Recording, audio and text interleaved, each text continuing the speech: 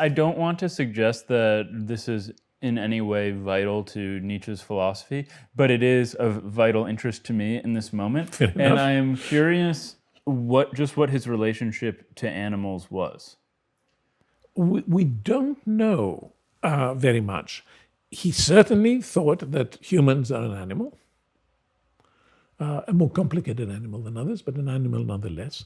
He thought there weren't imperfect animals, that every animal reaches the best that its genetic makeup can accomplish.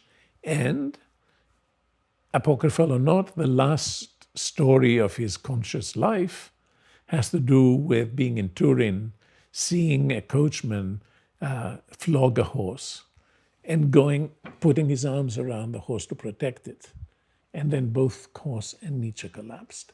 Huh. And he never stood up again. That was the end of his rational life. Just how apocryphal do you think this Not is? that apocryphal, actually. I think it's been mentioned by a number of people. And I don't see there's any reason not to believe it unless somebody comes and says it couldn't have happened, he wasn't there. That is not only a poetic way to go, It's incredible. Yeah. but it's an incredible way to go given the bad reputation he has. Exactly. Right. No, he says at one point that the elect, which he does believe in the elect, he says he's against the notions of duty and obligation. He thinks that those are moral concepts that that wants nothing to do with. But says, yes, we people, we do have a duty. We have a duty to be kind to the others. So it's much more subtle and complicated than it is. It happens to him all the time. You may have heard that famous line that is attributed to him, are you going to women, do not forget your whip, in Zarathustra. And people say, what are we talking about? Well, people have tried to defend him by saying, well, it's Zarathustra who says it's not Nietzsche. Or it's an old woman who says it to Zarathustra, it's not Nietzsche. It's embarrassing all the same, until you actually read him carefully enough.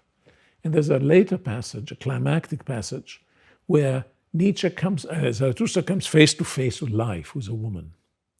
And he starts chasing her and insulting her. And he finally catches her and says to her, have I forgotten my whip? Not I. And then says Zarathustra, don't use the whip. Whip makes noise, and noise destroys thought. And so they sit down together and they become friends. It's only when he gives up the whip that he can be a friend with a woman.